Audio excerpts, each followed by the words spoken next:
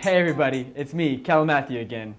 I was just checking out Twitter and my buddy Joel was tweeting again about evolution. Well, I think I'm just going to call him up and tell him all about natural selection. It took this guy named Charles Darwin to figure it out. He looks like a simple guy, but he was kind of a beast. He discovered what would cause a species to evolve. He called this process natural selection. Let's look at that definition. Before we get started, we might want to clear a couple things up. Number one, natural selection changes populations, not individuals. A snake isn't going to evolve more throughout the year to become more and more camouflaged, but over generations, that species of snake might be more camouflaged than their ancestors were. And number two, natural selection doesn't make a species better, bigger, faster, stronger, more awesome. It just means that it'll be more likely to survive and reproduce in its natural environment. So, how does natural selection work? Well, there are four components of natural selection: genetic variation, overproduction of offspring, the struggle for existence, and differential survival and reproduction. If you take these stages together, it just makes sense. Let's look at each step one at a time.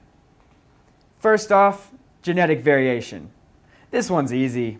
Variation just means variety. Differences, right? So if you look at any population, you'll see variation. There are brown rabbits, gray rabbits, and black rabbits all living together. In a population of bluebonnets, some will be taller or bluer than others, right? And we know that these phenotypes are different because, well, they're inherited. Let's look at the chart. So this first step makes sense, right? There are differences in any population, and this variation is inherited from one generation to the next. Then there's overproduction of offspring. This means a population will make more offspring than can possibly survive. Okay, so we can do a simple thought experiment to show that this is true. Let's take hummingbirds, for example. A female hummingbird can lay somewhere between 20 and 30 eggs over her lifetime.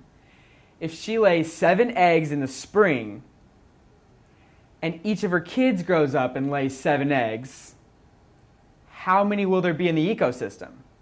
One mom plus 7 original offspring plus 49 grandkids. If those 49 hummingbird grandkids each have 7 offspring, we're looking at 343 plus the original grandma's new 7 kids plus their 49 offspring. In 2 years, we have almost 400 hummingbirds in the area.